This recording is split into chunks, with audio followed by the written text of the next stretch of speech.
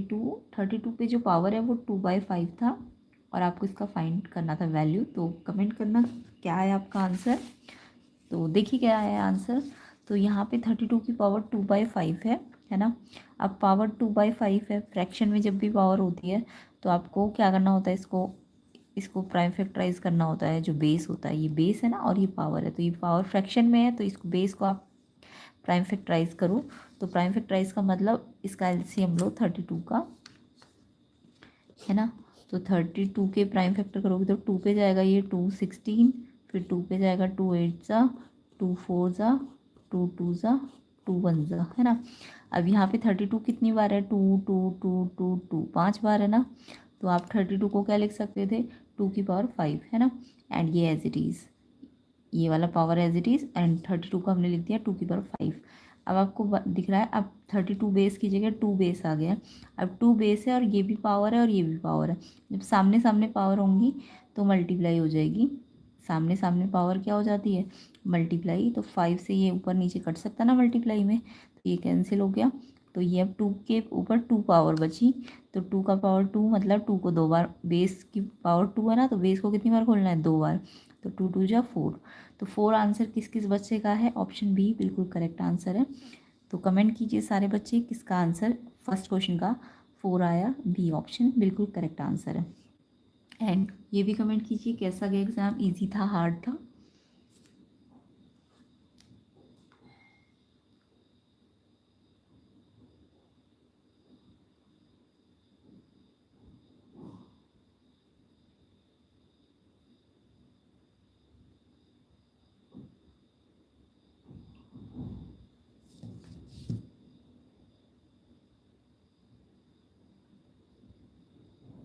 चलिए second question पे आते हैं। सेकंड क्वेश्चन आपका है, base of A right angle triangle 6 centimetre and hypotenuse आपको 10 गिवन है।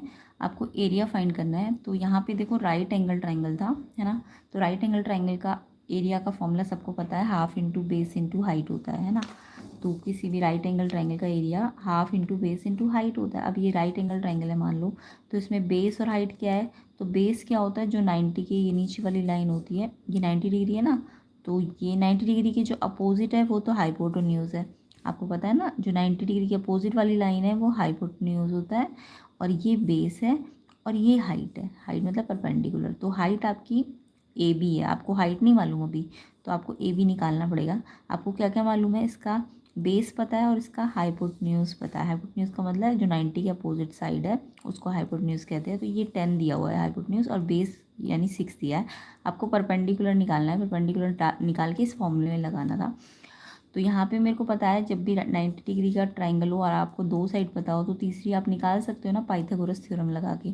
तो पाइथागोरस क्या कहती है, जो भी पाइथागोरस में हाइपोटेन्यूज होता है, हाइपोटेन्यूज का मतलब जो सबसे लॉन्गेस्ट साइड होती है ए सी, उसका square A B square plus B C square के बराबर होता है। ये पाइथागोरस थ्योरम है। तो ये तो आपको पता है, ए सी कितना है, 10 है। हाइपोटेन्यूज तो पता है ना, तो हाइपोटेन्यूज का स्क्वायर तो साइड में और बाकी दोनों साइड इस साइड। तो ए बी आपको नहीं पता और बी सी आपको पता है 6, 6 पे स्क्वायर, सब पे स्क्वायर है।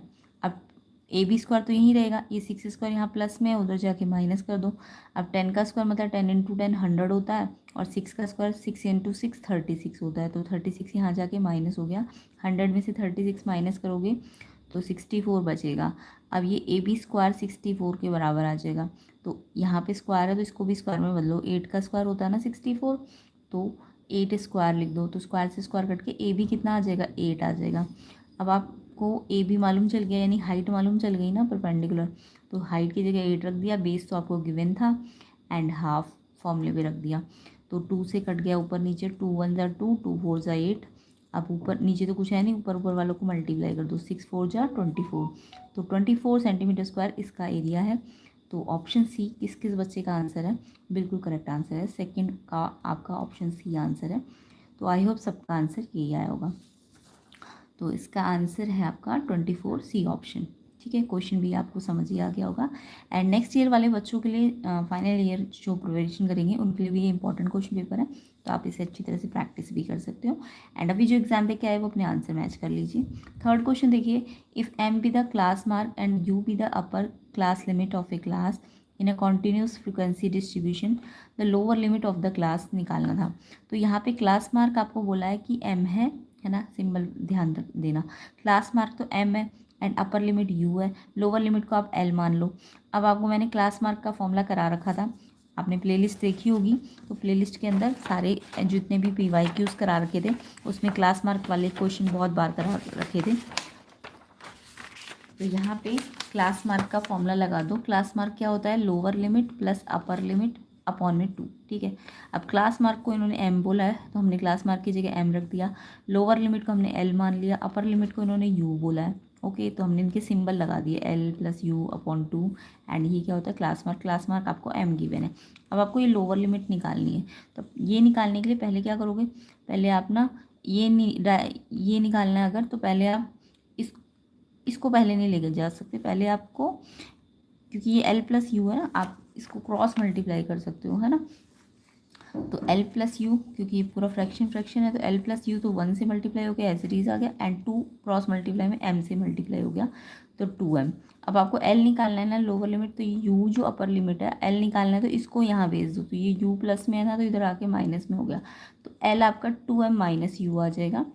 तो लोअर लिमिट क्या है, 2m minus you. Option B किस किस बच्चे ने किया है कमेंट कीजिए जल्दी जल्दी, एंड वीडियो को शेयर कर दो ज़्यादा से ज़्यादा ताकि आपके फ्रेंड्स भी अपने आंसर मैच कर सके। तो शेयर कर दो एंड लाइक भी कर देना वीडियो को, एंड चैनल में नहीं हो तो चैनल को सब्सक्राइब ज़रूर करना। तो lower limit 2m minus you है, ऑप्शन बी इसका आंसर है। तो कमेंट कीजिए कि किस किस ने ऑप्शन बी पे टिक किया है थर्ड क्वेश्चन का। तो यहाँ पे 2m minus U, B option इसका करेक्ट आंसर है। थर्ड के बाद फोर्थ करते हैं, the coefficient of X in the linear equation.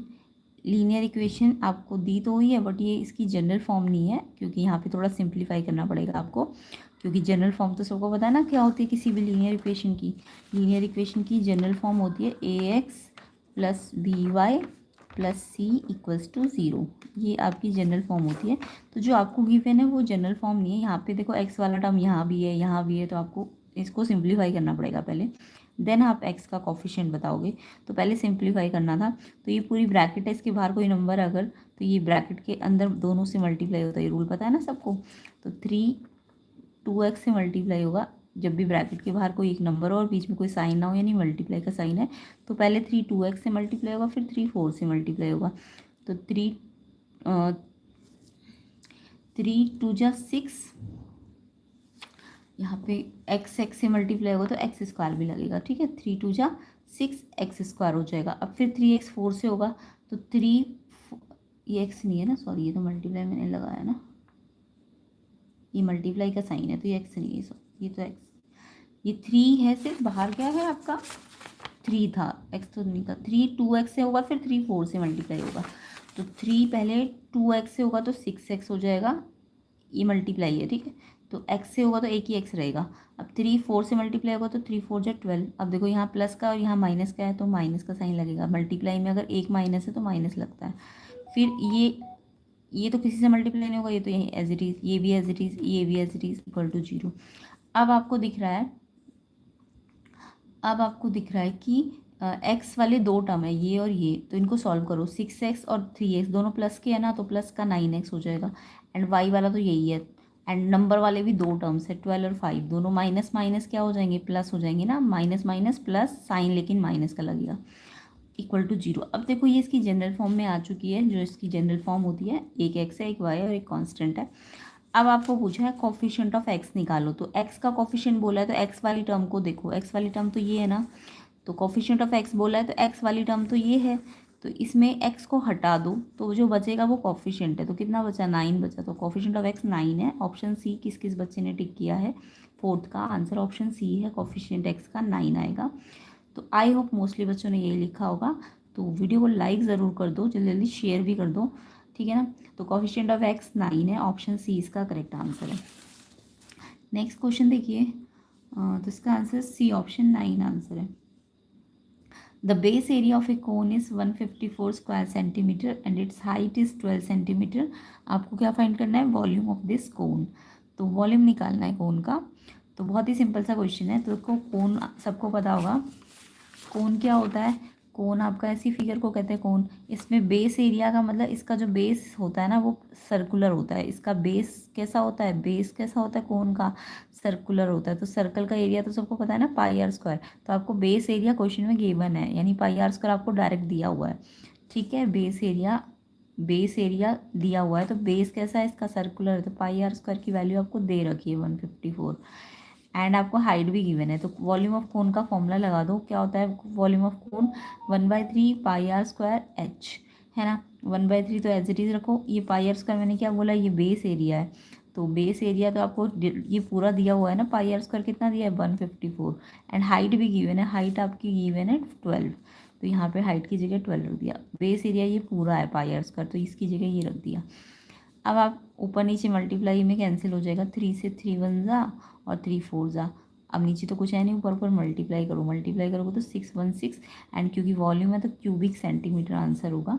तो किस बच्चे का 616 वॉल्यूम ऑफ कोन आया, कमेंट करना। ऑप्शन बी इसका करेक्ट आंसर है, 616 cubic centimetre, B option correct answer है। ओके, नेक्स्ट क्वेश्चन पे आते हैं।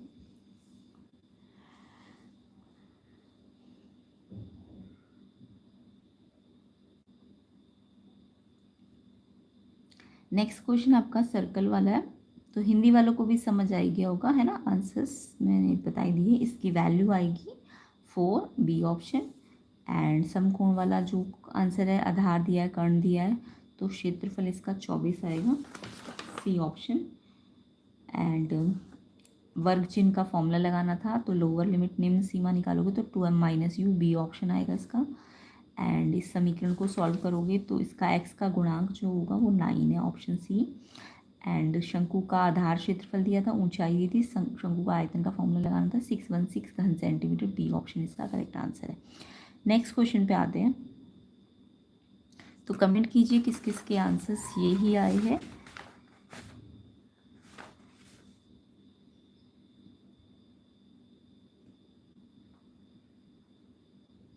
तो देखिए सर्कल वाला क्वेश्चन है, a circle is drawn with centre O. एक सर्कल है, सेंटर ओ है, सेंटर ओ है तो ऑब्वियसली ए एक्स तो डायमीटर ही होगा, क्योंकि सेंटर से जो भी लाइन जाती है वो डायमीटर होती है, तो ये डायमीटर है। या फिर ए ओ और ओ एक्स रेडियस है ना, ये भी रेडियस है और ये भी रेडियस है। उसके अलावा आपको बोला है X O Y 40, X O Y मतलब ओ पे यहाँ पे 40 डिग्री का एंगल है ना। ये एंगल 40 है। और आपको ए ओ बी एंगल निकालना है, ए ओ बी यानी कि ये वाला सेंटर का एंगल और ये वाला सेंटर का एंगल, एक सेंटर वाला एंगल दिया हुआ है और एक ये निकालना है आपको। अच्छा, एक चीज़ और दिख रही होगी आपको, ये क्या है, ये कॉर्ड है ना, ये भी 7 है और ये वाली भी कॉर्ड, ये भी 7 है। तो आपको एक थ्योरम आती होगी कि अगर कॉर्ड ना इक्वल हो, अगर दो कॉर्ड सर्कल में इक्वल हो, तो वो ये वाली कॉर्ड जो सेंटर के साथ एंगल बनाती है एक्स ओ वाई, एंड ये वाली कॉर्ड ने जो सेंटर के साथ एंगल बनाया ए ओ बी, ये बराबर होता है। ये सबको पता है ना, ये थ्योरम है। तो हमारे पास क्योंकि ये जो एक्स वाई कॉर्ड है ये ए बी कॉर्ड के बराबर दी हुई है, क्वेश्चन में 7 दी है। तो कॉर्ड, अगर कॉर्ड इक्वल है तो कॉर्ड ने सेंटर के साथ ये वाला एंगल 40 बनाया और इस कॉर्ड ने सेंटर के साथ ये वाला एंगल बनाया, ये आपको निकालना है। तो ये दोनों एंगल ना, अगर कॉर्ड इक्वल है तो ये दोनों एंगल सब जो सर्कल पे बनते हैं ना वो सेंटर पे इक्वल होते हैं। तो ये थ्योरम लगेगी, equal cord subtend equal angle at centre. तो ये अगर 40 बना रही है तो ये भी 40 ही बनाएगी। तो A O B X O Y के बराबर होगा 40 डिग्री। ऑप्शन सी किस किस बच्चे ने लिखा है, बहुत ही सिंपल सा थ्योरम वाला क्वेश्चन था ये। तो 6 का आंसर ऑप्शन सी 40 डिग्री इसका करेक्ट आंसर है। किस किस बच्चे ने लिखा मुझे कमेंट करना, सी 40 डिग्री किस किस ने लिखा है। नेक्स्ट क्वेश्चन देखो, for x square plus P x minus 30 equals to bracket x minus 5 bracket x plus 6, P आपको फाइंड करना है। तो पहले तो आपको दिख रहा है ये है तो क्वाड्रेटिक इक्वेशन एक्स स्क्वायर है क्योंकि, बट यहाँ पे आपको पहले थोड़ा सिंप्लीफाई करना पड़ेगा, जनरल फॉर्म में लेके आओ फिर पी निकालेंगे।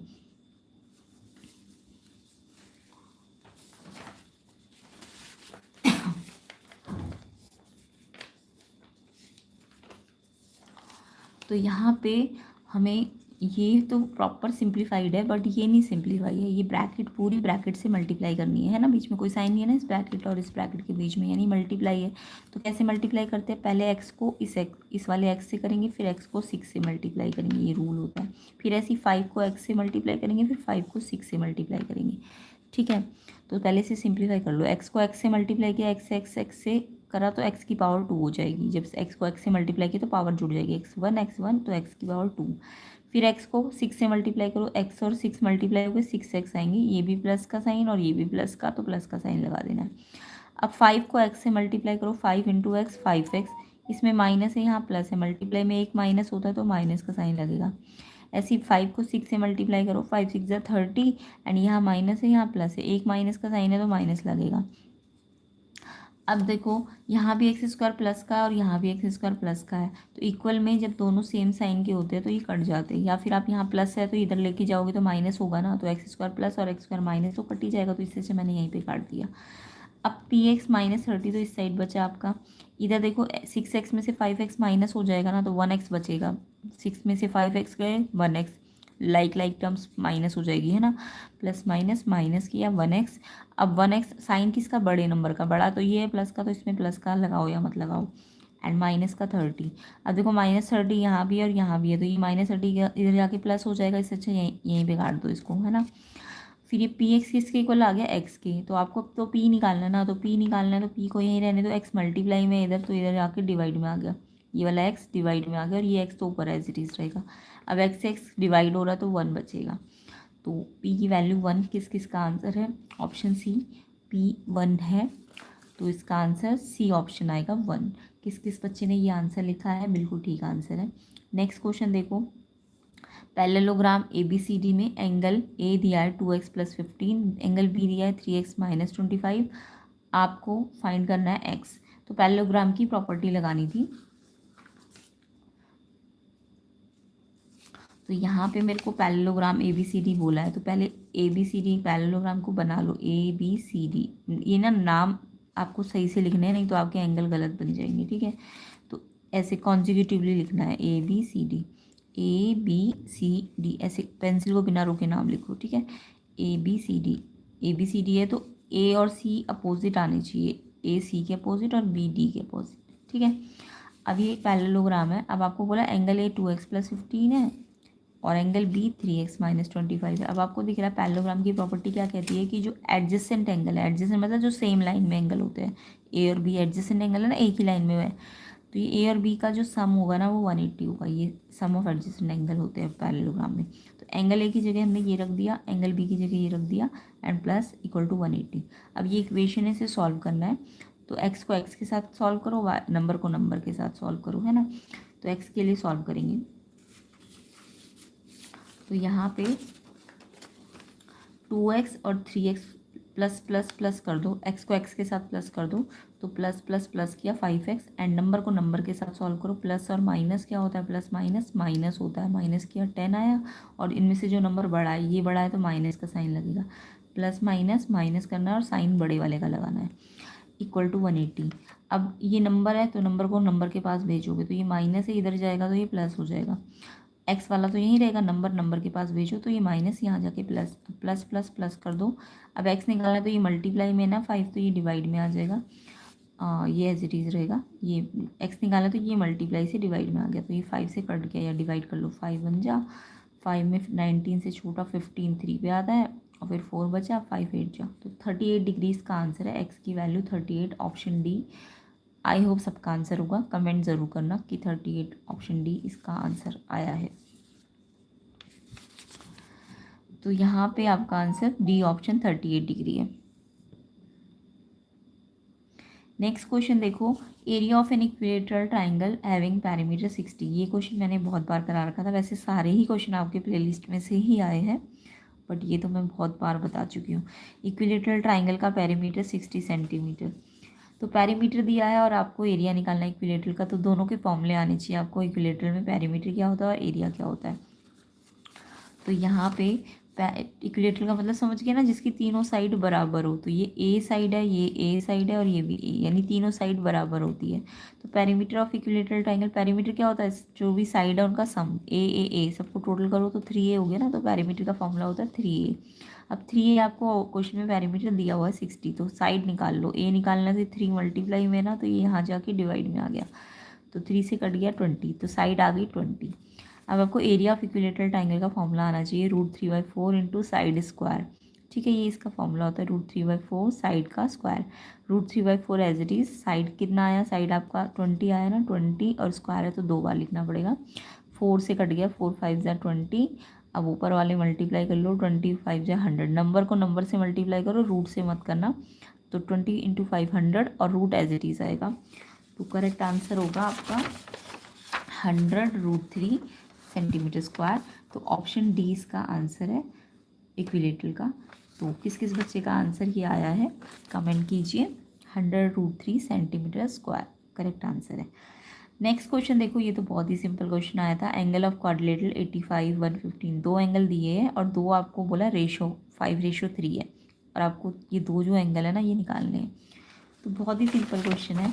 तो किसी भी क्वाड्रिलेटरल में कितनी साइड होती है, 4 साइड होती है, यानी 4 एंगल होते हैं। दो आपको दिए 85 और 115, और 2 का रेशो दिया। जब भी 2 का या 3 का या 4 का रेशो दिया होता है ना, तो इस पर भी एक्स लगा दो, इस पर भी एक्स, तो ये 5x बन जाएगा, ये 3x। 5 और 3 नहीं लिखना, 5x और 3x। ये तो ऑलरेडी दिया हुआ है तो इस पर एक्स मत लगाना, इनका रेशो दिया है ना उन पे एक्स लगाना है। तो अब इन चारों का सम का प्रॉपर्टी लगाओ। एक क्वाड्रिलेटरल में 4 एंगल होते हैं, चारों का सम कितना होता है 360। तो 85 + 115 + 5x + 3x = 360। अब आपको इक्वेशन को सॉल्व करना है। एक्स को एक्स के साथ सॉल्व करो, प्लस प्लस प्लस का 8x हो जाएगा। एंड नंबर को नंबर के साथ सॉल्व करो, ये दोनों प्लस प्लस प्लस कर दो 200। अब x निकालना है तो इसको तो यहीं रखो, ये नंबर नंबर के पास भेजो। ये 200 प्लस का है तो इधर आके माइनस हो जाएगा, माइनस कर दो 160 आएगा। ये बड़ा है तो प्लस का साइन, 8x 160। तो x निकालना है तो 8 मल्टीप्लाई में है ना, तो डिवाइड में ले जाओ। तो 8 से ये कट जाएगा 20, 8 1 ज़ा 8 2 ज़ा 16 0, तो 20 पे डिवाइड हो गया ये। अब x 20 आया, मुझे ये दो एंगल निकालने थे 5x और 3x। 5 इंटू एक्स है, यहाँ कुछ नहीं मल्टीप्लाई हो रहा है यानी इससे। तो 5x कितना आया 20, तो 20 से मल्टीप्लाई कर दो 100। ऐसी 3x है तो 3 इंटू 20 60 डिग्री। तो ये दो आंसर आ गए 100 और 60। ऑप्शन बी इसका करेक्ट आंसर है। किस किस बच्चे ने इसका आंसर ऑप्शन बी पे टिक किया है, बिल्कुल सही है। तो 100 और 60 डिग्री, बी ऑप्शन इसका आंसर है। वीडियो को शेयर कर दो ज़्यादा से ज़्यादा फ्रेंड्स को, एंड लाइक कर दो। एंड चैनल में नए हो तो चैनल को सब्सक्राइब ज़रूर करना।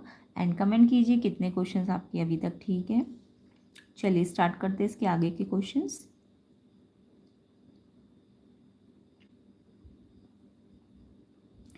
नेक्स्ट क्वेश्चन देखिए 11th, if 50 + x is supplement of 40 find x।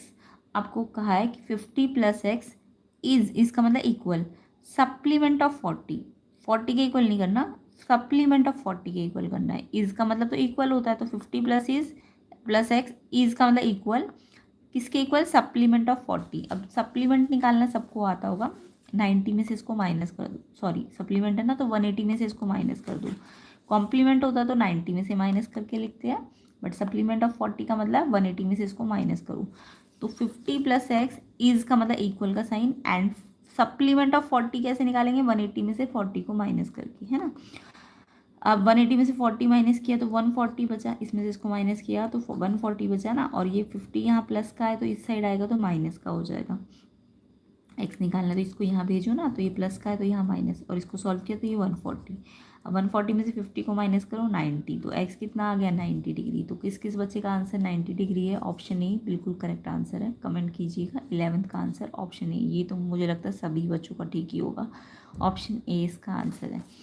ठीक है, तो 90 डिग्री है इसका answer, option A. Next question देखिए 12th, if point P and Q के कोऑर्डिनेट्स गिवन है -27 एंड -58, आपको बोला फाइंड करो एब्सिसा ऑफ Q में से माइनस करना है एब्सिसा ऑफ P। अब बच्चों को एब्सिसा मैंने इतनी बार सिखा रखा था, प्लेलिस्ट में देखना अगर, और 10th की भी, जो बच्चे 10th में चले जाएंगे, आई होप सभी चले जाएंगे 10th में, तो 10th की प्लेलिस्ट भी बनी हुई है मैथ्स की, साइंस की, तो आप उसमें से अच्छी तरह से अपनी स्टडी कर सकते हैं। PYQs इतने कंसेप्ट के साथ समझाए जाते हैं तो आपको बहुत ईजीली समझ भी आ जाएंगे। तो मैंने एब्सिसा के बारे में बहुत बार बताया था। एब्सिसा क्या होता है, किसी भी कोऑर्डिनेट का, पी के कोऑर्डिनेट गिवन है, क्यू के कोऑर्डिनेट गिवन है, एब्सिसा का मतलब एक्स होता है। तो abscissa of Q and abscissa of P, abscissa का मतलब क्या होता है, ये मैंने इतनी बार समझा रखा है। एब्सिसा मतलब एक्स पॉइंट, और ऑर्डिनेट जो होता है वो होता है वाई पॉइंट, ठीक है। तो आपको बोला है एब्सिसा ऑफ क्यू, क्यू के कोऑर्डिनेट है तो इसका एब्सिसा लेना है। तो एब्सिसा क्या, एक्स, कोई भी पॉइंट में पहले एक्स होना चाहिए बाद में वाई, ये तो सबको पता है ना। तो एक्स आगे होता है वाई बाद में होता है। तो क्यू का एब्सिसा यानी एक्स क्या है -5, तो इसकी जगह -5 ले लिया। फिर ये माइनस अब हमने फॉर्मूले का लगा दिया। अब एब्सिसा ऑफ पी, पी का भी एब्सिसा ही लेना है, तो पी का भी एब्सिसा कहाँ मिलेगा, आगे मिलेगा ना। तो ये -2 है। अब देखो एक माइनस यहाँ है और इस पर भी -2 है, तो दो माइनस माइनस के साइन आपस में जब मल्टीप्लाई होते तो प्लस का साइन आ गया, एंड ये आगे माइनस तो एज इट इज़ रहेगा। ये दो माइनस माइनस है, प्लस हो गया। अब एक माइनस एक प्लस है, तो माइनस प्लस क्या करते हैं, माइनस करते हैं, तो 3 आ गया। और जो इनमें से बड़ा है उसका साइन, तो ये बड़ा है तो इसका साइन लग गया, यानी आंसर -3 आएगा। किस किस बच्चे ने -3 आंसर लिखा है, ऑप्शन ए बिल्कुल करेक्ट है। तो आई होप सबका ही आंसर -3 आया होगा, कमेंट कीजिएगा। ऑप्शन ए इसका करेक्ट आंसर है, -3। ठीक है, नेक्स्ट क्वेश्चन पे आते हैं। If one angle of triangle equal है sum of other two angle of a triangle, then triangle कैसा होगा। यानी एक एंगल एक ट्राइंगल का बाकी दो के सम के इक्वल है। एक ट्राइंगल के अंदर 3 एंगल होते ना, तो एक जो एंगल है ना वो बचे हुए दो का सम है। तो ऐसा कौन से ट्राइंगल में पॉसिबल है, आइसोसेलेस में, ऑब्ट्यूज में, इक्विलेटरल में, कि राइट में। तो देखो आइसोसेलेस का मतलब तो जिसके दो एंगल बराबर होते हैं, ठीक है। तो अगर दो एंगल बराबर हो गए तो तीसरा कि तो वो उनका सम तो ज़्यादा हो जाएगा ना तीसरे से, तो ये तो बिल्कुल पॉसिबल नहीं है। एग्जाम्पल ले लो, जैसे मान लो आइसोसेलेस में मैंने दो एंगल लिए 50 और 50, ठीक है। अब 50 ये तो 100 हो गया, तो 100 और तीसरा एंगल कितने का होगा, 80 का। तो क्या 100 80 के इक्वल है, नहीं है ना।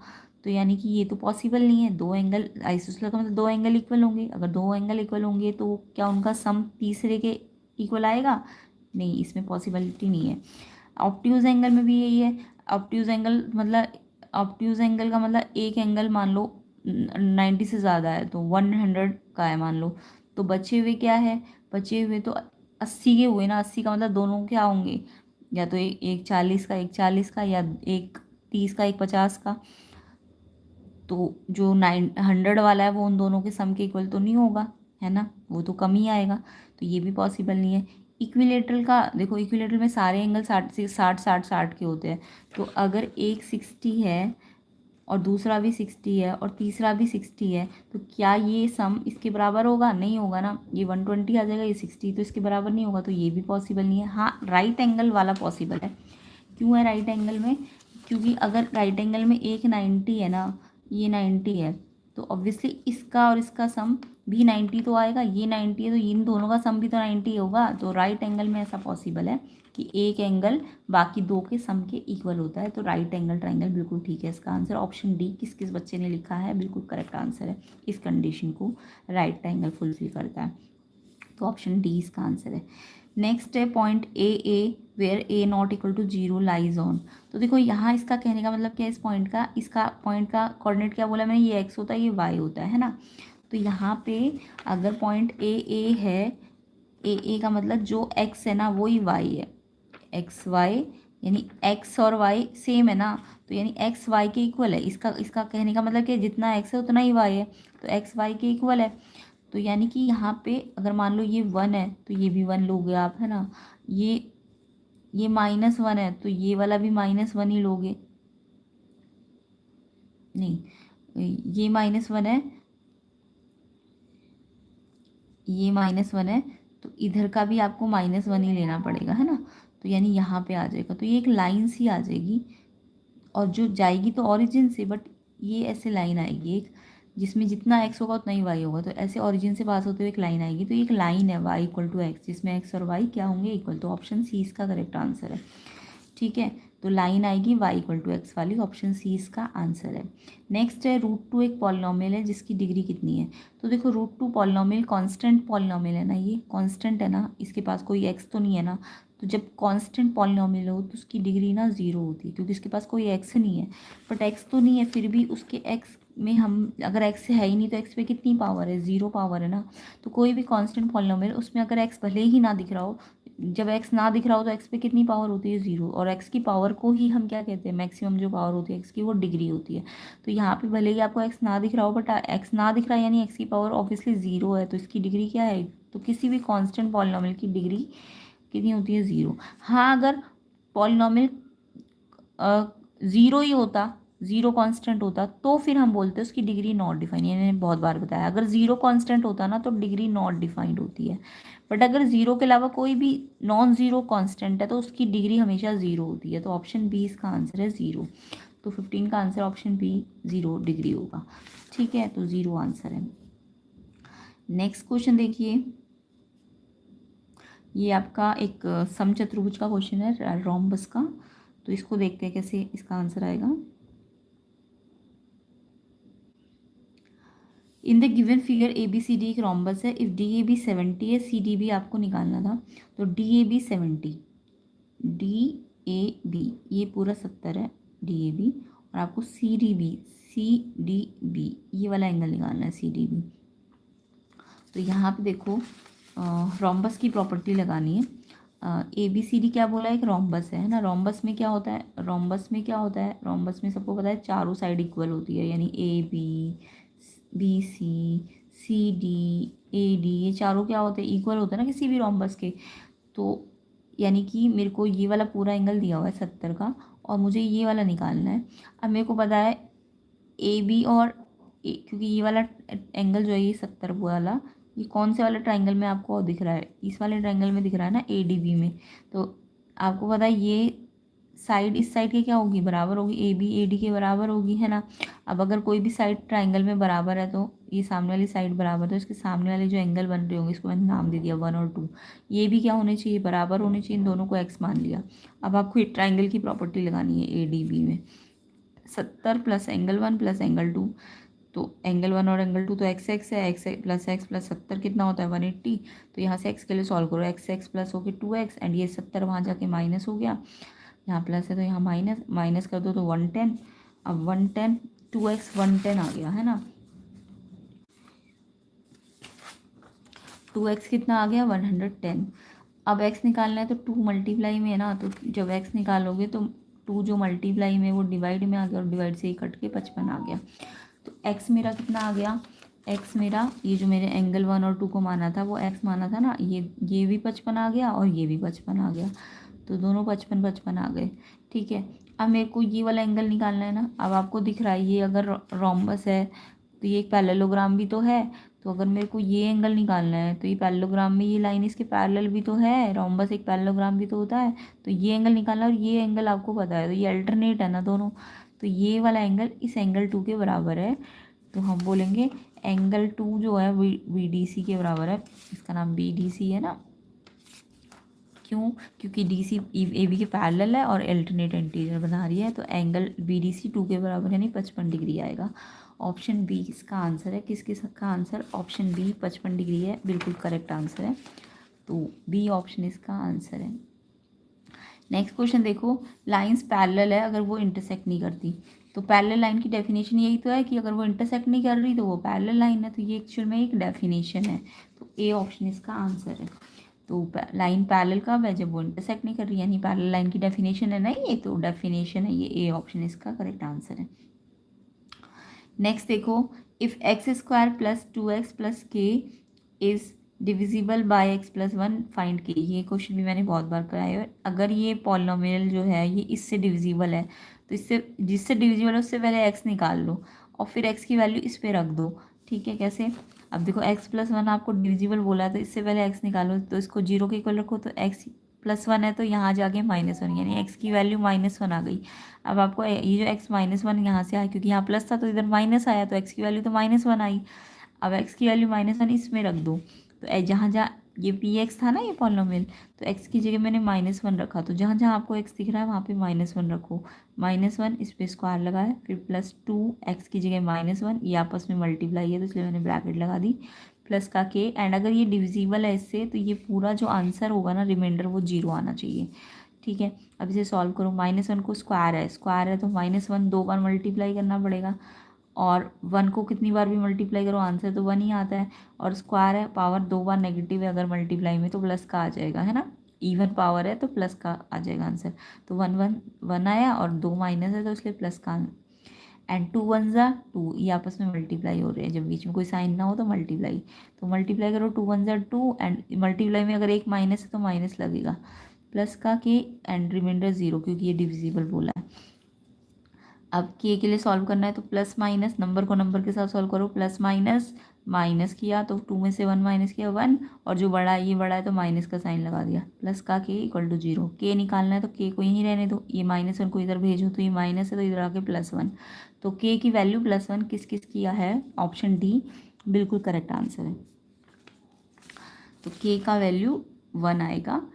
कमेंट कीजिए किसका आंसर 1 आया है, डी ऑप्शन।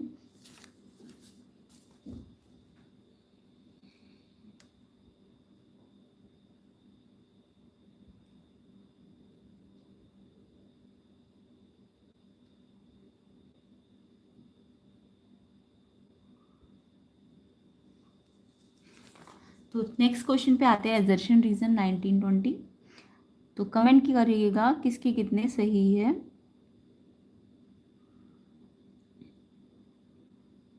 एंड वीडियो को ज़्यादा से ज़्यादा शेयर कर दो, लाइक कर दो। चलिए 19 क्वेश्चन देखते हैं, एजर्शन रीजन। तो आपको पता है एजर्शन रीजन में आपको पहले चेक करना है true false, and then 4 option में से टिक करना है ना। तो यहाँ पे एजर्शन देखो, इसका एजर्शन है 7 इज़ अ रेशनल नंबर। 7 क्या है, रेशनल नंबर। हिंदी में बोले तो 7 क्या है, एक परिमेय संख्या। ठीक है, ये आपको पूछा है। तो यह 7 एक परिमेय संख्या ही तो है। 7 कैसी है, परिमेय संख्या है ना, रेशनल नंबर है ना। रेशनल नंबर क्या होते हैं, जो PYQ फॉर्म में लिखे जा सके।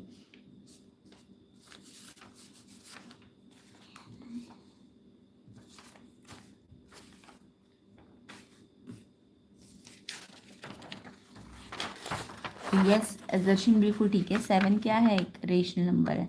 7 क्या होता है, ये एक रेशनल नंबर ही तो होता है। क्यों, क्योंकि ये PYQ फॉर्म में लिखा जा सकता है। इसमें रेशनल क्या होता है, जिसमें PYQ और Q नॉट इक्वल टू 0। तो जितने भी नेचुरल नंबर हो, इंटीजर्स होते हैं, वो सब रेशनल में आते हैं ना। तो यस बिल्कुल ठीक है, एजर्शन आपका 7 रेशनल नंबर है। उसके बाद बोला है the square root of all rational number irrational. क्या जितने भी रेशनल नंबर है उनके स्क्वायर रूट इरेशनल होते हैं। तो देखो रैशनल नंबर तो बहुत सारे हैं, अब क्या सारे जो स्क्वायर रूट करोगे क्या वो सारे इरेशनल आएंगे। एग्जाम्पल समझो, मान लो मैंने 4 है, एक रेशनल नंबर 4 लिया, इसका मैंने स्क्वायर रूट किया, तो ये तो एक परफेक्ट स्क्वायर है ना 4, तो 4 का स्क्वायर रूट मेरे को मिल जाएगा 2। और 2 कैसा है, एक रेशनल नंबर है ना।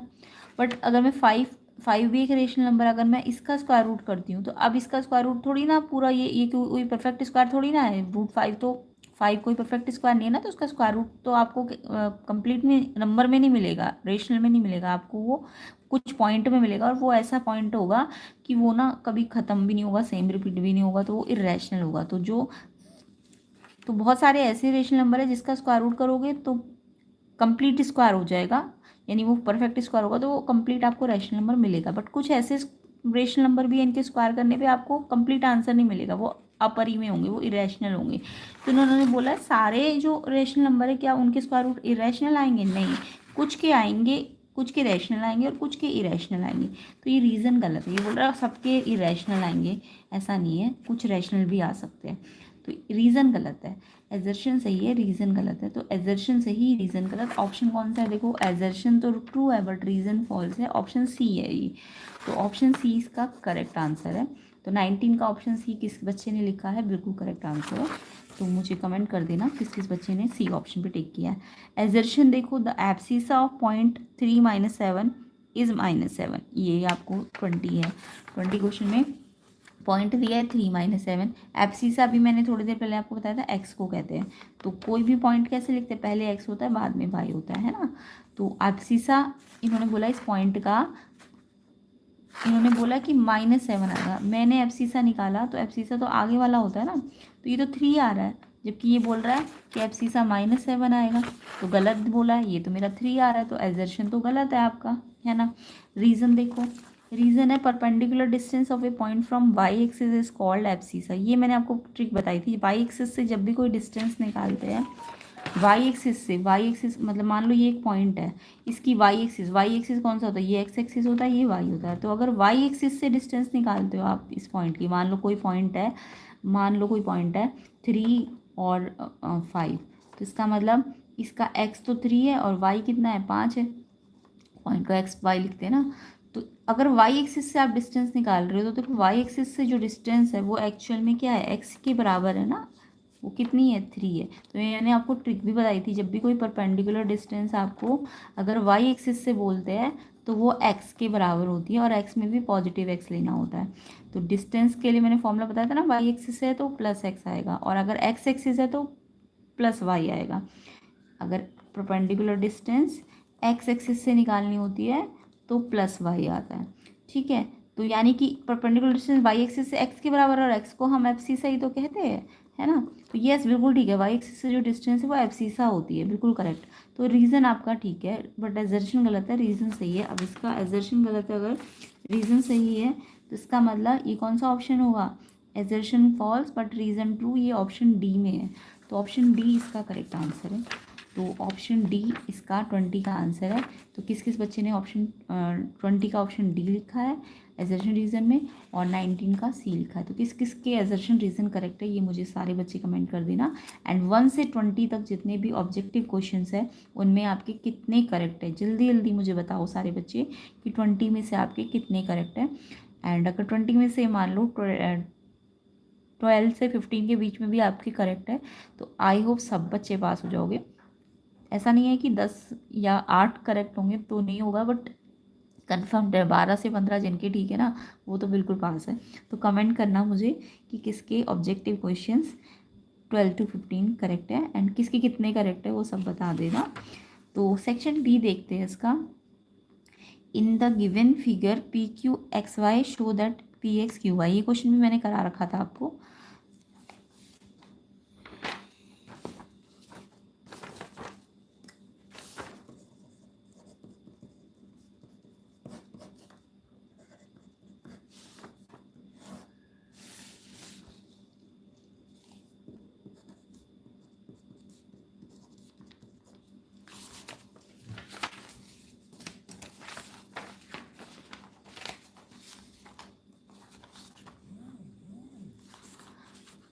अब देखिए यहाँ पे क्वेश्चन में कंडीशन क्या दी है, क्वेश्चन 21 में पी क्यू एक्स वाई के इक्वल है, पी क्यू एक्स वाई ये आपको गिवन है, ठीक है। और क्या बोला है, ये आपको गिवन है कि पी क्यू एक्स वाई के इक्वल है, और अब बोला है आपको पी एक्स क्यू वाई के इक्वल प्रूव करो। प्रूव क्या करना है, प्रूव करना है पी एक्स क्यू वाई, ये आपको इक्वल प्रूव करना है, ये प्रूव करना है, ये गिवन है। तो मेरे को पी क्यू और एक्स वाई दिया हुआ है। देखो पी क्यू किससे बना, ये पी क्यू है ना पूरा यहाँ से यहाँ तक, तो पी क्यू को मैं ऐसे लिख सकती हूँ, पी क्यू ना आपका 2 लाइन से बना, पी एक्स और एक्स क्यू से। तो पी क्यू की जगह मैंने लिख दिया P x plus x Q, ठीक है। ऐसे ही एक्स वाई को देखो, एक्स वाई यहाँ से यहाँ तक है ना, तो एक्स वाई बना है आपका X Q plus Q Y से। तो एक्स वाई की जगह मैंने लिख दिया X Q plus Q Y. अब दोनों में एक्स क्यू दोनों में आया ना, तो दोनों प्लस प्लस के कट गए यहाँ पे। अब पी एक्स किसके बराबर आ गया, क्यू वाई के। तो यही तो प्रूव करना था आपको, तो हैंस प्रूव्ड। तो ये क्वेश्चन भी बहुत बार करा रखा है, ठीक है। तो ऐसे करके इसे प्रूव करना था। तो ये 21 क्वेश्चन है। 22 देखो, 22 में आपको बोला है कि ये एक स्क्वायर है, ए बी सी डी क्या है, एक स्क्वायर है, ये स्क्वायर है बाहर वाला। तो ये स्क्वायर है, और आपको बी एक्स बी वाई के इक्वल दिया है, बी एक्स और बी वाई, ये बी एक्स बी वाई के इक्वल है। और डी डी वाई और डी एक्स, डी वाई ये रहा और डी एक्स ये रहा, ये दोनों बराबर प्रूव करने। तो देखो स्क्वायर है बाहर वाला, स्क्वायर में क्या होता है, सारी साइडें बराबर होती है, जितनी भी बाहर की साइड है, A B B C D A D, ये चारों बराबर होंगी, है ना। और एंगल जितने भी बाहर ए बी सी डी ये पूरा ये 90 के होंगे, है ना। ये एक स्क्वायर की प्रॉपर्टी होती है। अब आपको क्वेश्चन में एक स्क्वायर में क्या बोला है कि, देखो ध्यान से, एक तो बोला है कि ये वाली साइड इसके बराबर है और ये वाली इसके बराबर प्रूव करने को बोली है, ये तो दी हुई है ये दोनों। और ये वाली जो है ना, इसके बराबर प्रूफ करनी है। तो ये वाली कहाँ कहाँ आ रही है जो प्रूफ करनी है, वो एक तो इस ट्राइंगल में आ रही है और एक इस ट्राइंगल में आ रही है, यानी मुझे इस दोनों ट्राइंगल को कॉन्ग्रेंट करना है। ठीक है, पहला काम। तो कॉन्ग्रेंट प्रूफ करने के लिए मुझे कुछ चीज़ें इक्वल करनी पड़ेगी। तो इन दोनों ट्राइंगल्स को कंसीडर करना है आपको, क्योंकि इन्हीं के ये दोनों साइड बराबर करनी है ना आपको। तो बराबर करनी है तो CPCT से होगी जब आप इन दोनों ट्राइंगल्स को कॉन्ग्रेंट कर लोगे। तो एक तो देखो ये दिख ही रहा है, ये स्क्वायर की साइड है ये और इसकी ये, तो इसका ये वाला साइड इसके बराबर हो जाएगा, और ये एंगल 90 है, ये भी 90 है। दो चीज़ें तो मिल गई आपको, एक तो ये साइड और एक ये 90, ये भी 90। तो इस ट्राइंगल की और इस ट्राइंगल की दो चीज़ें तो मिल चुकी है, ये एक तो साइड बराबर है स्क्वायर की, और एक 90 के एंगल बराबर है, और ये मुझे बराबर प्रूव करना है। तो इसके लिए मुझे पहले तीसरी चीज़ मालूम करनी है। तो तीसरी चीज़ मुझे दिख रहा है ये छोटी साइड इधर और इसकी छोटी साइड इधर है, तो ये बराबर कैसे करें। तो आपको क्या दी हुई है, ये वाली बराबर दी है ना, ये वाली BX और BY है ना, ये गिवन है। और आपको ये भी पता है ये पूरी AB और BC भी बराबर है, स्क्वायर की साइड है ना, साइड ऑफ स्क्वायर। तो हमें पहले पता है ये AB पूरी BC के बराबर है, और ये छोटी वाली BY और BX भी बराबर है। अब मेरे को अगर इधर वाली बराबर करनी है छोटी छोटी, ये जो इधर इधर आ रही है, तो मैं क्या करूँगी, इस पूरे में से ये Y भी जो है इसको माइनस कर दूँगी। तो इसमें से इसको माइनस कर दो, इसमें से इसको माइनस कर दो, तो इससे क्या होगा, जब पूरे में से ये माइनस कर दोगे तो ये बचेगी ना, तो इधर से तो AY बच गई और इधर से आपकी CX बच गई। तो यही तो मुझे प्रूव करना था, AY और CX, क्योंकि मेरे पास दो चीज़ें थी कॉन्ग्रेंसी के लिए, बस तीसरी मुझे मालूम करनी थी, तो मैंने प्रूव कर दी।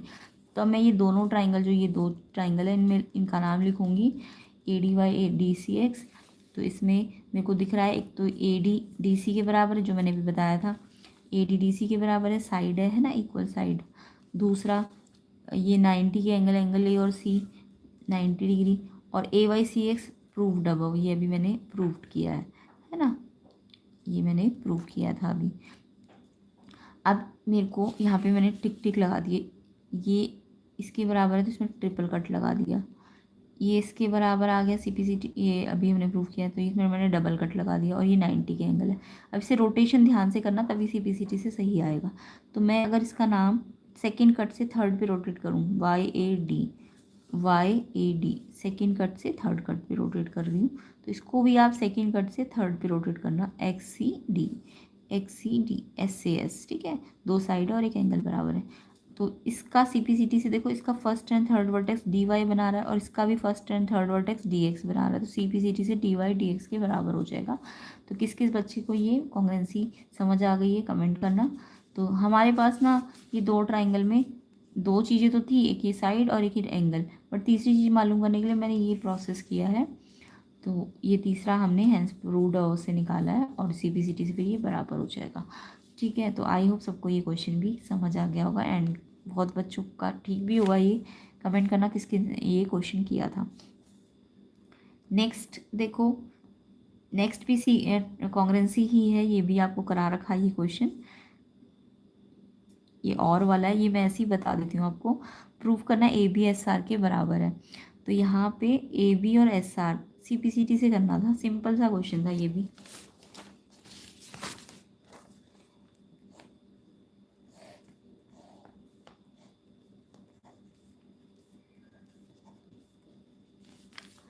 एक तो AB पैरेलल दिया है RS के, है ना, O मिड पॉइंट है किसका, AS का यानी ये इसके बराबर है, वर्टिकली अपोजिट से भी ये बराबर है।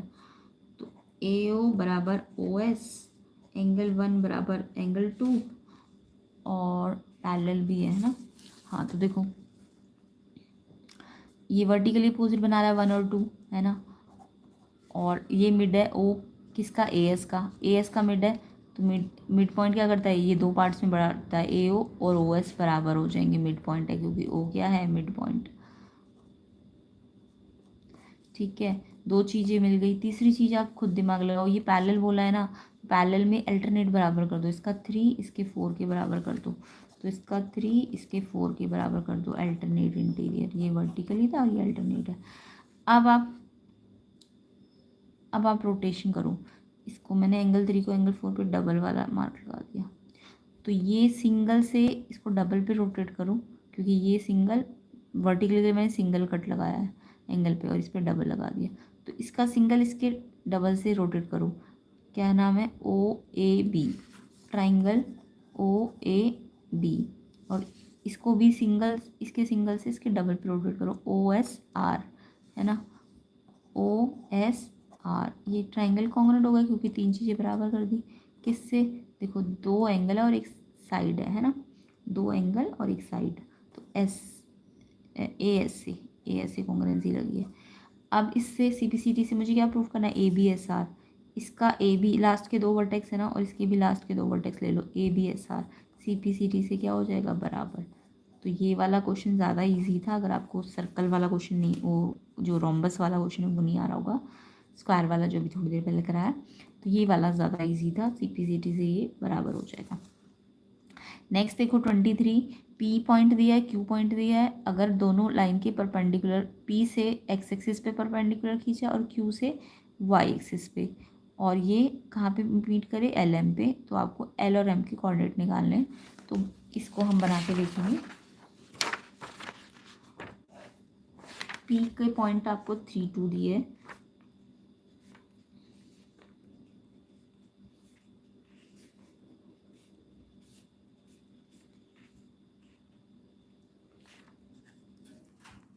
और क्यू के पॉइंट आपको 7 5 दिए।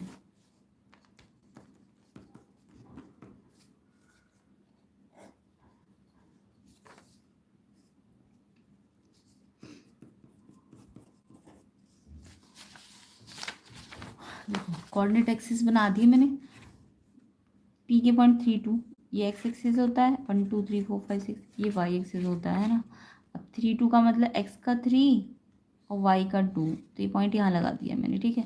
ऐसे 7 5 तो एक्स का 7 और वाई का कितना 5, तो ऐसे पॉइंट लगाना तो सबको आता ही होगा। अब मेरे को क्या बोला क्वेश्चन में, we draw perpendicular line from P, P से परपेंडिकुलर लाइन कहाँ पे खींचनी है, एक्स एक्सिस पे। तो जब मैं एक्स एक्सिस पे परपेंडिकुलर लाइन खींचूंगी ये बनेगी। ऐसी क्यू की जो परपेंडिकुलर लाइन है वो वाई एक्सिस पे खींचनी है, तो वो तो यहाँ पे आएगी ना, क्यू से परपेंडिकुलर लाइन वाई एक्सिस पे खींची, ये वाई एक्सिस है, ये एक्स एक्सिस है। तो पी से तो आपको एक्स एक्सिस पे खींचनी थी और वाई क्यू से आपको वाई एक्सिस पे खींचनी थी। अब बोला क्या है, which meet at point L and M respectively. अब ये कहाँ पे मीट कर रही है, एक एल पे, पी से एल, पी वाली तो एल पे मीट कर रही है और क्यू वाली एम पे मीट कर रही है, ठीक है। Then find the coordinate of L and M. तो बहुत ही सिंपल है, एल के कोऑर्डिनेट निकालना था आपको। तो एल के कोऑर्डिनेट क्या है, देखो एल एक्स एक्सिस है ना, तो एक्स एक्सिस पे एक्स तो है बट वाई नहीं होता, ये तो सबको पता होगा। जब एक्स एक्सिस होगा तो ये तो सबको पता है ना, वाई 0 होगा तो इसका 3 0, एल के कोऑर्डिनेट क्या आ गए 3 0। और ऐसी एम के कोऑर्डिनेट वाई एक्सिस पे आया ना एम, तो वाई एक्सिस पे वाई एक्स 0 होता है और वाई होगा, तो एम के कोऑर्डिनेट आपके ये आएंगे। तो यहाँ पे एल के कोऑर्डिनेट आएंगे 3 0 और एम क्योंकि वाई एक्सिस पे तो उसमें एक्स 0 रखना और वाई 5 आएगा, तो ये दो कोऑर्डिनेट्स आएंगे, ठीक है। तो आई होप सबका ये आंसर आया होगा क्वेश्चन 23 का। नेक्स्ट देखो, if the diagonal of parallelogram equal then show it is a rectangle. ये थ्योरम थी, ये प्रूव करके आ गए होंगे आप। ये डायगोनल पैरेललोग्राम के इक्वल है, रेक्टेंगल प्रूव करना है। तो पैरेललोग्राम क्या है, ये होता है ना, और इसके डायगोनल इक्वल बोल दिए। ये ए बी सी डी एक पैरेललोग्राम है और इसकी डायगोनल इक्वल है, तो ये रेक्टेंगल होगा। यानी ए बी सी डी आपको बोला है पैरेललोग्राम है, और साथ में दे दिया ए सी बी डी इक्वल है, ये गिवन है। तो रेक्टेंगल प्रूफ करने के लिए एंगल ए और बी को 90 प्रूव कर दो, तो सिंपल है, आप इस दोनों ट्राइंगल को कंसीडर कर लो, ठीक है। ये थ्योरम एक तरह से ये आपको गिवन है। अब प्रूफ क्या करना है आपको, A B C D rectangle, ये आपको गिवन, ये प्रूफ करना है। क्वेश्चन नंबर 24 है ये। तो सबसे पहले मेरे को दिख रहा है ये वाला ट्राइंगल कंसीडर कर लेते हैं। तो अगर ये पैरेललोग्राम में तो ए डी बराबर बी सी अपोजिट साइड है ना, और parallelogram equal A D B C, ये वाली साइड इस साइड के इक्वल। दूसरा ये कॉमन साइड है ए बी, ठीक है। और तीसरा डायगोनल भी इक्वल बोल दिए, ये वाला डायगोनल इस डायगोनल के इक्वल है, इसका AC और इसका BD डायगोनल बोल रखे क्वेश्चन में, है ना, इक्वल है। तो ये ट्राइंगल को मैं अगर रोटेट करती हूँ 1 2 3 पे, तो DAB है ना, 1 से डबल कट पे, तो DAB। और इस वाले ट्राइंगल को देखो, इसको भी 1 2 3 कट पे घुमाओ, CBA। तो ये ट्राइंगल कॉन्ग्रुएंट होगा क्योंकि तीन चीज़ें बराबर, साइड साइड साइड। अब मेरे को रेक्टेंगल प्रूफ करना है, तो मेरे को एंगल A और B कंसीडर करने पड़ेंगे। तो इसका एंगल A लिया, तो इसका बीच का वर्टेक्स लिया, तो इसका भी बीच का लो, एंगल B के बराबर होगा, CPCT। अब आपको दिख रहा है ये पैरेललोग्राम है, तो इनका सम भी तो 180 होगा क्योंकि एडजेसेंट एंगल है। A और B कैसे है, एक ही लाइन पे ना, तो ये एडजेसेंट एंगल बना रहे हैं, तो AB बराबर भी और एडजेसेंट भी है। तो इसका मतलब एंगल A प्लस B कितना हो जाएगा, 180, क्योंकि पैरेललोग्राम है, सम ऑफ एडजेसेंट। तो दोनों को x मान लो, x 180, तो 2x 180, तो x कितना आ जाएगा यहाँ से, 180 डिवाइड बाई 2 90। तो एंगल AB 90, सिमिलरली CDB कितने आ गए, 90। तो ये क्या प्रूव हो गया, हैंस ABCD क्या हो गया, hence ABCD is a rectangle. ये आपको लास्ट में लिख के लाना था। तो ये सब बच्चों को आ गया होगा कैसे करना है ये क्वेश्चन, है ना। तो ऐसे करके ये क्वेश्चन करना था। बाकी ये तो बहुत ही सिंपल क्वेश्चन है, 3:5:9:13 सबका x लगा दो सबके लास्ट में। और वाला ज़्यादा इजी था क्वेश्चन 24 का, ये तो सबने किया होगा, 3x + 5x + 9x + 13x and total 360। और फिर x के लिए सॉल्व कर दो। चारों एंगल का सम कितना होता है, 360। ये लिख लेना, angle A + B + C + D कितना होता है क्वाड्रिलेटरल में, 360। और रेशो दिया तो सब पे x लगा दिया। अब ये सारे x वाले टर्म में तो जोड़ दो, 3 और 5 8, 8 9 17 13 30x इक्वल टू 360। तो x निकाल दो, 30 मल्टीप्लाई में है, डिवाइड में आ जाएगा, 0 से 0 कट गया, 3 से कट गया 12 पे, तो x आ गया 12। अब सारे एंगल निकालो, 3x है तो 3 × x 36 आ जाएगा, 5x है तो 5 × 12 60 डिग्री आ जाएगा, 9x है तो 9 × 12 12 9 से कितना होता है, 108 डिग्री। और लास्ट का 13x है तो 13 × 12 12 3 जा 36 156। अब इसका टोटल करके देख लेना, 360 आना चाहिए, ठीक है। तो ये 4 आंसर आ जाएंगे, बहुत ही सिंपल क्वेश्चन था। And find 4 rational number between 3/4 and 4/5। तो ये वाला क्वेश्चन भी मैंने बहुत बार सिखा रखा है। 3/4 और 4/5 में 4 रेशनल नंबर बोले क्वेश्चन 25 में। तो 3/4 एंड 4/5, पहले आप इसके डिनोमिनेटर सेम करो, 3/4 और 4/5, इसके डिवाइड में 4 है, इसके डिवाइड में 5 है, तो इनका एलसीएम निकाल लो। 4 और 5 का एलसीएम तो सबको पता है 20 आएगा, 2 पे जाएगा। जब भी फ्रैक्शंस की डिनोमिनेटर सेम करने हो तो एलसीएम करते हैं, तो 2 2 जा 4 5 फिर 20 आया एलसीएम। अब ये 4 में 20 कब आता है, 5 पे, तो इसको ऊपर नीचे 5 से मल्टीप्लाई करो। 5 में 20 कब आता है, इसके नीचे 5 है ना, तो 5 में 20 कब आएगा, जब 4 से मल्टीप्लाई करोगे। तो ऐसे करके डिनोमिनेटर सेम करने के लिए एलसीएम 20 आया, तो 4 में 20 कब आएगा, जब 5 से मल्टीप्लाई करोगे, तो ऊपर वाले को भी 5 से मल्टीप्लाई करो। 5 में 20 कब आएगा, जब 4 से मल्टीप्लाई करोगे, तो ऊपर वाले को भी 4 से मल्टीप्लाई करोगे, तो ऊपर तो 16 नीचे 20 आ गया। अब डिनोमिनेटर सेम हो गए ना। अब आप 15 और 16 देखो, उसमें तो 4 नंबर आप नहीं निकाल पाओगे, तो आपको 4 निकालने ना, तो इनको ना क्योंकि 15 और 16 के बीच में तो कुछ भी कॉम दिख नहीं रहा होगा, आपको कहोगे आप कुछ कॉमन कुछ है ही नहीं इनके बीच में, तो हमें ना 4 लाने हैं ना, तो 5 से कम ऊपर नीचे मल्टीप्लाई करना पड़ेगा। पहले डिनोमिनेटर सेम करने हैं, देन आपको 4 निकालने, तो 5 से ऊपर नीचे मल्टीप्लाई करो। तो ये 5 से क्या, तो ये 100 और ये 75 आ गया। ऐसे ही इसको भी 5 से करो, क्योंकि इसका 100 आया तो इसका भी 100 लाना पड़ेगा, तो इसको भी 5 से करो। 4 निकालने तो कम से कम 5 से मल्टीप्लाई करो। अब ज़रूर नहीं 5 से 6 से भी कर सकते हो आप, 7 से भी कर सकते हो, बट सेम डिनोमिनेटर बनना चाहिए। 25 जा 100, 16 5 जा 80। अब 75 से 80 के बीच में आपको मिल गया 76 77 78 79, और सबके अपॉन में क्या है 100। तो ऐसे करके आप रेशनल नंबर बीच के निकाला करो। पहले तो ये दोनों डिनोमिनेटर सेम किए, अब क्योंकि डिनोमिनेटर सेम करने पे आपके 15 और 16 के बीच में नंबर नहीं आ रहे, तो आपने क्या करा, 4 निकालने तो 5 से ऊपर नीचे मल्टीप्लाई कर दिया। अब ज़रूरी नहीं सिर्फ 5 से करना था, 6-7 से भी कर सकते थे, बट कम से कम 5 से तो करना पड़ेगा। फिर ये इनके बीच में नंबर ले लूँ, और इसके डिनोमिनेटर में 100 तो इनके भी 100, तो ये 4 आ गए। ठीक है, ऐसे ही आप कितने भी निकाल सकते थे। ओके, तो ये इसका तरीका होता है। तो आई होप सबको ये क्वेश्चन भी आ गया होगा, एंड करना भी आता होगा। जिसने प्लेलिस्ट देखी होगी उन्हें ये सारे क्वेश्चंस करा रखे थे। एंड सेक्शन सी को हम नेक्स्ट पार्ट में कवर कर लेंगे। फैक्टराइज करने को आया था, नंबर लाइन आई है आपकी, तो ये सारे क्वेश्चंस आपको इसके नेक्स्ट पार्ट वाली वीडियो में मिलेंगे, इस कंप्लीट सोल्यूशन। तो वीडियो को शेयर कर देना ज़्यादा से ज़्यादा, एंड लाइक कर देना। ये कंप्लीट सोल्यूशन आपको मिल जाएगा इसके नेक्स्ट पार्ट में। तो नेक्स्ट पार्ट का लिंक आपको डिस्क्रिप्शन में मिलेगा, तो आप अपने आंसर मैच कर सकते हैं। जो नेक्स्ट ईयर वाले बच्चे हैं उनके लिए हेल्पफुल रहेगा। इंपॉर्टेंट क्वेश्चन पेपर है ये आपके फाइनल एग्जाम के लिए भी, एंड मिड टर्म की प्रिपरेशन कर रहे हो तो उसके लिए भी। तो ये सारे क्वेश्चंस आपको इसके नेक्स्ट पार्ट में मिलेंगे, जिसका लिंक मैं डिस्क्रिप्शन में डालूंगी। एंड प्लेलिस्ट भी आपको मिल जाएगी, प्लेलिस्ट के अंदर भी ये वीडियोज़ होंगी, तो उसका लिंक भी आपको डिस्क्रिप्शन में मिल जाएगा। तो वीडियो को शेयर कीजिए, ज़्यादा से ज़्यादा लाइक कर दीजिए। एंड एग्ज़ाम कैसा गया कमेंट कीजिए, ईजी था, हार्ड था, एंड ऑब्जेक्टिव क्वेश्चंस कितने ठीक थे आपके। ये इसके केस बेस्ड क्वेश्चंस है, तो ये सब के सोल्यूशन आपको इसके नेक्स्ट पार्ट वाली वीडियो में मिलेंगे।